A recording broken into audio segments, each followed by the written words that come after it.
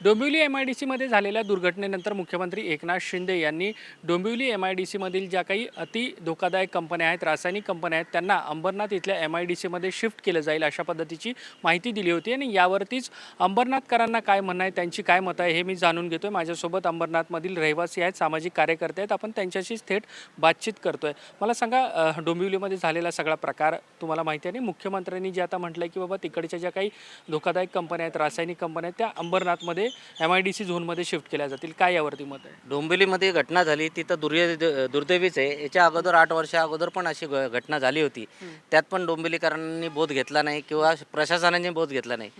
पण मुख्यमंत्र्यांनी जे वक्तव्य केलं ते चुकीचं आहे की अंबरनाथमध्ये शिफ्ट करू। ऑलरेडी अंबरनाथकरांना पोल्युशनाचा खूप त्रास आहे। गेले 15 ते 20 वर्ष आम्ही त्याच्याबद्दल लढा देतोय। वालधुनी नदी झाली, केमिकल कंपन्या पाणी नदी नाल्यांमध्ये सोडतात। आमच्या इथं फार्मिंग सोसायटी आहे 210 एकर, त्या फार्मिंग सोसायटीची वाट लागली। असे बरेच मुद्दे आहेत जेणेकरून कंपन्या पोल्युशन कंपन्या त्यांचे नियम अटी पाळत नसल्याकारणाने हे पोल्युशनाचे प्रकार वारंवार घडत आहेत। तर मुख्यमंत्र्यांना आमची विनंती आहे, ऑलरेडी आमच्यावर बर्डन झालेलं आहे जास्त केमिकलचं, ते अजून आमच्या माथी आणून टाकू नये हे विनंती। अंबरनाथ MIDC परिसरातली सध्याची काय परिस्थिती आहे? तुमचा काय, तुम्ही जे म्हटलं की लढा देताय, नेमकं काय घडतंय? अंबरनाथ MIDCमध्ये ज्या लिमिटेड कंपन्या आहेत मोठमोठ्या, त्या 75% नियम अटी पाळून काम करतात। पण बाकीच्या छोट्या छोट्या केमिकलच्या कंपन्या आहेत ज्यांना तिथल्या स्थानिक राजकारणी, स्थानिक गुंड यांचा वरदास्त आहे, त्याच्यामुळे ते बिनदिक्कत पाणी शेतांमध्ये, नदींमध्ये, नाल्यांमध्ये सोडतात आणि अख्ख्या शहराची वाट लावून टाकलेली आहे। तुम्ही अख्ख्या शहराची जरी नदी नाले बघितले, तुम्हाला एक सुद्धा शुद्ध पाण्याचा नदी किंवा नाला भेटणार नाही।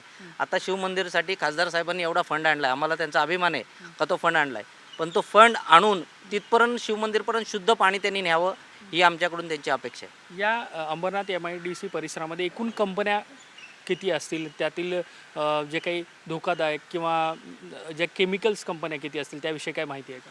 अंबरनाथमध्ये टोटल कंपन्या बघायला गेलं तर 700-750च्या आसपास मोठमोठ्या कंपन्या आहेत आणि आता अजून एक फेज तयार झालेला आहे पालेगाव MIDC म्हणून। त्यात 200-250 कंपन्या प्रस्तावित आहेत आणि ऑलरेडी ज्या जुन्या कंपन्या आहेत त्या कंपन्या सर्वात जास्त आता एक 30-40% केमिकल कंपन्या आहेत आणि बाकी अदर ह्याच्या कंपन्या आहेत। पण त्या कंपन्या ज्या आहेत त्या 99% कायदा पाळत नाहीत, ते कायद्याला फाट्यावर मारतात, कायद्याला जुमानत नाही आणि अधिकारी, तिथले राजकारणी यांच्यामुळे त्या कंपनींना ती सवय लागलेली आहे। त्यांच्यावर जेव्हा गुन्हे दाखल होतील, त्यांच्या फॅक्टऱ्या सील होतील, त्यांच्यावर कायमस्वरूपी बंदोबस्त होईल, तेव्हा ते सुधारतील। जोपर्यंत त्यांच्यावर या कारवाई होत नाही तोपर्यंत ह्या गोष्टी थांबणं अशक्य आहे। बरं, आता ज्या अंबरनाथ MIDC मधल्या ज्या काही रासायनिक कंपन्या आहेत, प्रदूषणकारी कंपन्या आहेत, त्यांच्याविषयी तुम्ही ही सगळी कागदपत्र दाखवताय, लढा देताय, तर काय नेमकी तुम्हाला प्रशासकीय पातळीवर उत्तरं मिळतात? आम्ही राज्यपाल महोदयांना भेटून ही 2013 साली सूचना दिली होती का पाणी हे खूप मोलाचं आहे आणि ते गरजेचं आहे, प्रत्येक भविष्यात येणाऱ्या पिढीला आपल्याला सर्वांना महत्त्वाचं आहे। त्या हिशोबाने सरकारने नियोजन केलं पाहिजे होतं। त्या हिशोबाने राज्यपाल महोदयांनी 2013 साली पत्र काढलं शासनाला का ह्याचा अहवाल आम्हाला सादर करा, पण राज्यपाल महोदयांच्या पण पत्राला ते लोक दाद देत नाही। राजकारणी लोकांना आवड पाहिजे या क्षेत्रातली, तेव्हाच या गोष्टी होऊ शकतील। अन्यथा माझी एक नागरिक म्हणून विनंती आहे का राजकारणांना बाजूला ठेवून शासनाने एक रिटायर हायकोर्टचे जज, वकील, सामाजिक संघटनेचे चांगले चांगले कार्यकर्ते ज्यांना या निसर्गाची आवड आहे अशा लोकांची कमिटी करून त्यामार्फत निसर्गाचं हे समतोल राखण्याचं काम केलं पाहिजे। बरं, तुम्ही काय सांगाल?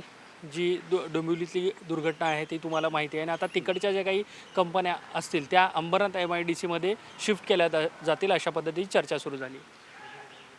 डोंबिवलीमध्ये जो प्रकार घडला तो दुर्दैव आहे, पण जे आता मुख्यमंत्र्यांचे जे स्टेटमेंट आम्ही पण ऐकतो, एकतर इथे अंबरनाथची परिस्थिती फार वाईट आहे।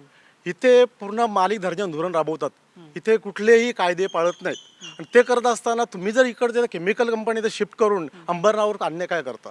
अगोदरच ही इथली परिस्थिती वाईट आहे। आज तुम्ही जे फेरकट माराल तर तिकडे वालधुनी नदीची बघा, अख्खं केमिकलचं पाणी येते, इथले शेली शिरके लढा येतात, प्रशासन साथ देत नाहीत आणि हे अशी परिस्थिती असून सुद्धा जर मुख्यमंत्री आज आमच्या जिल्ह्याचे आहेत, आम्हाला अभिमान आहे, पण मुख्यमंत्र्यांना आम्ही विनंती आहे की त्यांना बघावं। अंबरनाथमध्ये या केमिकल कंपन्यांना जर तुम्ही परवानगी असेल तर आम्ही इथे लढा उभारू, आम्ही सर्व नागरिकांना घेऊन आम्ही आंदोलन करणार। म्हणजे डोंबिवलीमध्ये आज हा सगळा काही समस्या निर्माण झाली आहे, त्यामुळे अंबरनाथमध्ये शिफ्ट करतील. मात्र डोंबिवलीमधली समस्या संपेल, मग अंबरनाथमध्ये समस्या निर्माण होईल. हो नक्कीच. आत्ता ही परिस्थिती वाईट परिस्थिती आहे. इथे पण त्यांनी बफर झोनमध्ये इथे पण इंडस्ट्री त्यांनी टाकलेली त्यांनी आपलं इथे रेसिडेन्सी त्यांनी बिल्डिंग्स तिथे बांधलेले आहेत तिथे बाजूलाच आहेत. MIDC मध्येच त्यांनी रेसिडेन्सीला कशी परवानगी दिलेली आहे. तरी डोंबिवली सारखी इथे पण परिस्थिती आहे. सध्याची परिस्थिती इथली भयानक आहे. प्रशासन दुर्लक्ष करतंय आणि असा जर निर्णय घेत असेल शासन तर याला आमचा पूर्ण विरोध असणार आमचा. बरं, आणखी काही नागरिक आहेत, आपण त्यांच्याशी बोलण्याचा प्रयत्न करूया. मला सांगा, तुमचं या सगळ्या मुद्द्यावरती काय मत आहे, काय सांगाल? अंबरनाथमध्ये जे चाललंय ते आधीच भयानक आहे.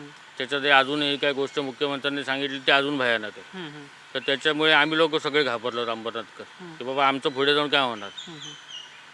बरं, म्हणजे इथे रासायनिक कंपन्या डोंबिवलीमधल्या आल्या नाही पाहिजे. आले नाही पाहिजे. बरं, कारण की आम्ही आधीच आमच्या अंबरनाथचे त्रस्त होतो आम्ही हां त्या केमिकलनी. आता तुम्हाला साहेबांनी सांगितलं त्याप्रमाणे तर तुम्ही ऐकलं जातं ते वालजुनी नदी झाली सगळा केमिकलचा झोन येतो आमच्याकडे. जीन्सचे कारखाने आहेत ते आम्ही कंप्लेंट करून पण त्याचे पाणी पण आमच्या ह्याच्यामध्ये सोडत आहेत. असे भरपूर लोक आहेत पण ते कोण लक्ष आमच्याकडे देत नाही. आम्ही त्यांना लेटरवर लेटर देतो, कोण लक्ष देत नाही. बरं, सध्या ज्या काही रासायनिक कंपन्या आहेत वगैरे, त्याचा काय नेमका त्रास जाणवतो अंबरनाथकरांना? त्रास कसा होतो माहिती आहे का, आता केमिकल जे आलं वातावरण पण दुष्ट होतं आणि पाणी पण दुष्ट होतं आहे. आणि त्यामुळे म्हणजे शरीराला पण त्रास होतो ना तेव्हा. त्याच्यामुळे आता मत आहे कारण की येऊ नये मनुष्याने किंवा हे करू नये, एवढंच मी सांगतो. तुम्ही काय सांगाल, तुमचं या सगळ्या मुद्द्यावरती काय मत आहे? ॲक्च्युली तसं बघायला गेलं तर आज डोंबिवलीमध्ये खूप मोठी दुर्घटना घडलेली आहे आणि ती दुर्घटना एवढी इतकी भयंकर होती. आणि जर अशा कंपन्या आमच्या अंबरमध्ये येत असतील तर आम्ही ते कधीही मान्य करणार नाही. कारण याच्या अगोदरीसुद्धा आम्ही आमच्या शिर्के साहेबांनी पण खूप पत्रव्यवहार केला आहे. आम्ही गेल्या वर्षी पूर्ण वालदुई नदी आम्ही आमच्या श्रमाने सगळ्यांनी खर्च करून केलेली आहे.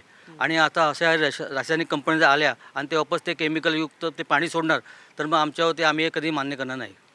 ठीक, धन्यवाद ही सगळी बातचीत केल्याबद्दल. व्हिडिओ जर्नलिस्ट जितेंद्र वाघमारेसह देवेंद्र कोलटकर, NDTV मराठी, अंबरनाथ.